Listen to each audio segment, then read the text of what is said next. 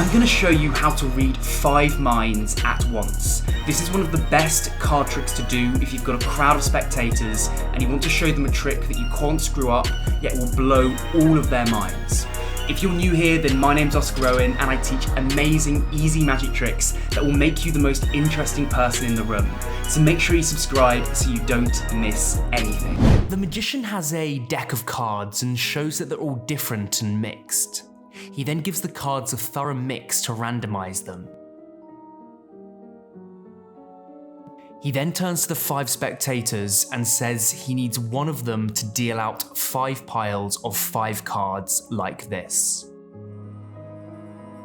So he hands the cards to someone and they start to deal out 5 piles of 5 cards. It doesn't matter where these cards are, they can come from the top, the middle, or the bottom of the deck, just so long as there are 5 cards in each pile. So the volunteer does this, and then the rest of the deck is put aside. Before we look at the cards, this pile goes to spectator 1, this to spectator 2, this pile to spectator 3, this pile to spectator 4, and this pile to spectator 5. Each audience member picks up their packet, and before looking at them, they mix up all the cards. Again, this reaffirms that all the cards are different, mixed, and it just makes everything even more impossible. If you thought there was some order to these cards, there's not. So each spectator mixes up their cards, and it really doesn't matter what order the cards are in. Then each of them turns over their pile and remembers just one card. This is very important. We're not writing down their cards, they're not whispering their cards to each other, they're literally just going to look at their card and remember it in their head. So the first spectator turns over their pile and they remember the Queen of Spades. Now, having just said that, I am going to write these cards down just because I don't have a live audience and I won't be able to remember all 5 cards off the top of my head. But in a performance, you wouldn't write these down. The second person looks at their cards and remembers the 9 of Spades in this example. The third spectator remembers the 3 of Hearts.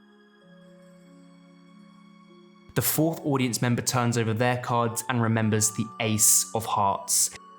And the final spectator, let's just say they remember the Jack of Clubs. The spectators could have genuinely looked at and remembered any cards, and now the packets are picked up in any order that the spectators like. They can even be mixed up even more like this. So everything here, as you can see, is totally random. Before the trick began, we shuffled the cards. They were then split into 5 piles by the spectator, so they chose the cards. The cards were then shuffled even more. Then the spectators randomly just thought of any one of the cards. This wasn't written down, and then they've just put these packets back together in a giant pile. Surely you must agree that it'd be impossible for the magician to guess what cards the spectators have thought of.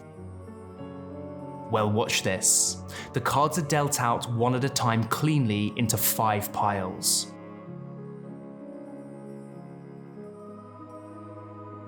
The magician then turns to the first spectator and says, "What pile is your card in?" They chose the Queen of Spades, so they point to the third pile. The magician thinks, pauses, looks at the spectator and then says, "You chose the Queen of Spades." The magician then turns to the second audience member and asks what pile their card is in. They point to the 4th pile, and so the magician waves his hand over it and points to the 9 of Spades. The spectator freaks out. The third spectator then says that their card is in the 1st pile. So the magician looks at him, reads his body language, and then points to the 3 of Hearts. The 4th spectator then points to the 2nd pile. The magician instantly knows this time and says that your card must be the Ace of Hearts. The final spectator then points to the 5th pile. The magician thinks carefully and then places his finger on the Jack of Clubs. All 5 spectators are fooled and everything can be inspected. Did this card trick for you. Very quickly, if you want to learn 5 amazing magic tricks that are simply too good to reveal on YouTube, then sign up to my free magic masterclass. Inside the masterclass, I'm going to be showing you how to read the mind of your spectator. I'm going to be showing you how to put thoughts inside your spectator's head. I'll be teaching you the same effects that DYNAMO uses when people tell him to perform, so you can get amazing reactions like this. What the hell? And I'll even teach you the ultimate party tricks that next time you're out at any social event, you'll be able to impress anybody that you like. So the whole thing is 100% free. I really mean it. There's no strings attached. So just sign up by clicking the first link in the description, and I'll teach you some mind-blowing magic tricks that you'll be able to perform within minutes of learning how to do them. So this is an amazing magic trick with a secret that you're going to absolutely love. It's a really compelling illusion that creates the impossible idea that you can read 5 minds at once. So the way in which it works is you need a very simple setup. You need to take the 2, 4, 6, 8 and 10 of hearts and place them on the top of the deck. So you start off with the 10 of hearts and then work your way down to the 2 of hearts. From here, all that happens is you have 5 spectators, and you begin by showing the deck's a normal deck of cards. You can display most of them, just don't display the stack at the top. And then I like to also do a riffle shuffle where I maintain the stack on the very top of the deck. So you riffle shuffle all the bottom cards together, and then when you get near the top, you just put all of these cards down, then all of these cards down, shuffle them together, and you can see the stack is still on the top of the deck. So from here, what you need to do is give each spectator a card, and you're just demonstrating this. You say, look, we need 5 piles of 5 cards. So it'd just be like this, that'd be 1, pile 2, pile 3, pile 4, pile 5, but I want you to do this. So reach in, take a card out and put it on each of the piles. So they'll take the deck and they'll put a card here, here, here, here, here. It really doesn't matter. It doesn't matter if the cards come from the middle or the bottom, so long as there's 5 cards on each pile. And that's 4, so we need 1 more. And what I want you to really emphasize when doing this part of the performance is that they're choosing what cards to use. Now, secretly, you have put your key cards on the bottom of each of these piles, but all the other cards the spectators have genuinely selected themselves. It doesn't matter, as I said, where they come from in the deck. So they're really going to be convinced that they've just got a bunch of random cards in front of them, and also you shuffle the cards at the beginning, which just sells that illusion even more. And then what you can do is you can get them to shuffle up each pile even more. So spectator 1, spectator 2, spectator 3, spectator 4, and spectator 5. They each take a packet and they shuffle up the cards as much as they like.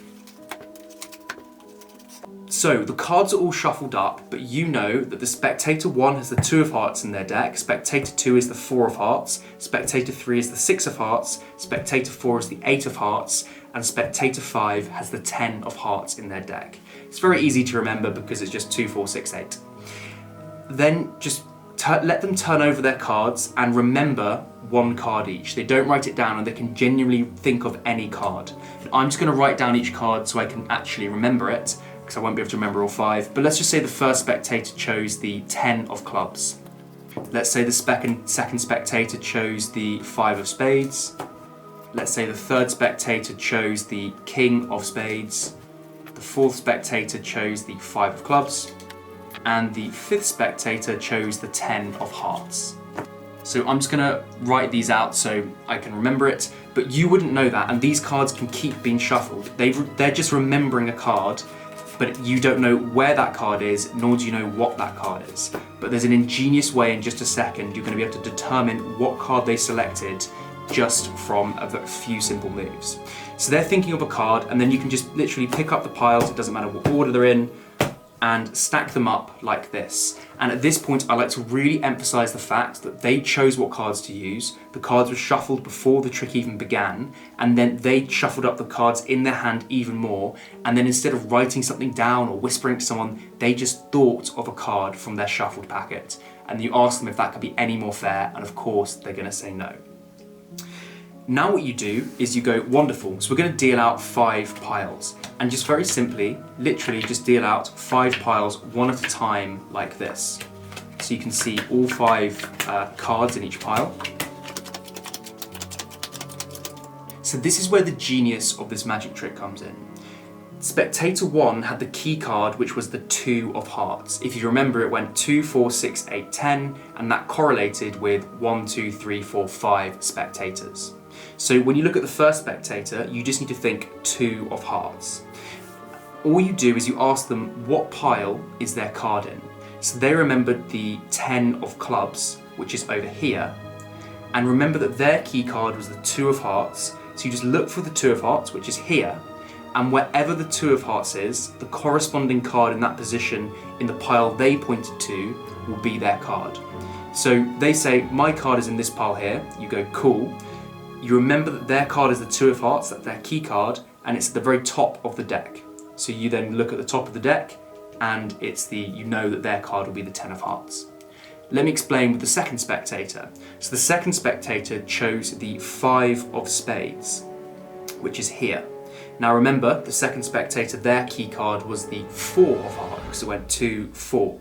So look for the 4 of hearts, and you see it's second from the bottom.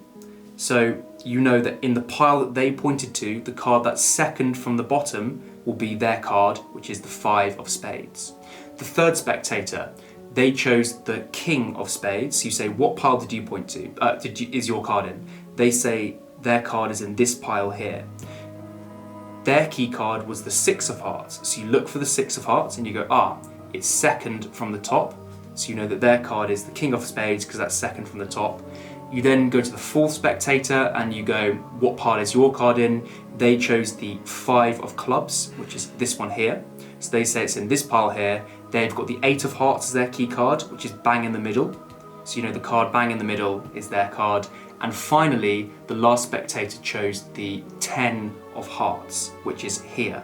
Now, because they're the final spectator, you know that their key card is the 10 of hearts. So this is even easier because they say that their card is in this pile here, and they actually chose the key card, so it is obviously just the key card as their selection. So that's how this magic trick works. It's so simple, yet so powerful, and it creates the very compelling illusion that you can read 5 minds at once. Now, if you want to take this magic trick to the next level, then you need to do one very important thing. You need to focus on your presentation. In magic, presentation is power, and it's literally the difference between an average magic trick and a true miracle that people will speak about for weeks and months to come. For this mind reading trick, the presentation is the most important part, and you need to come up with a really strong story that keeps the momentum going and the audience engaged. If you do want some help with this, then I actually do have a magic coaching program where I'll transform you into a confident and impressive magician in less than 50 days from now, so long as you're willing to put in the work. I work with you one-on-one. I give you a custom magic blueprint plan that will take you from where you are now to being an amazing magician in the shortest period of time. You're going to learn some of the best magic tricks ever created. You get professional presentation scripts to go alongside them. You get coaching calls with me, and there's literally no other program in the world like it right now. So if you want to learn magic as fast as possible, then check out the magic coaching program. I've left a link down in the description, and I'll see you in the next video.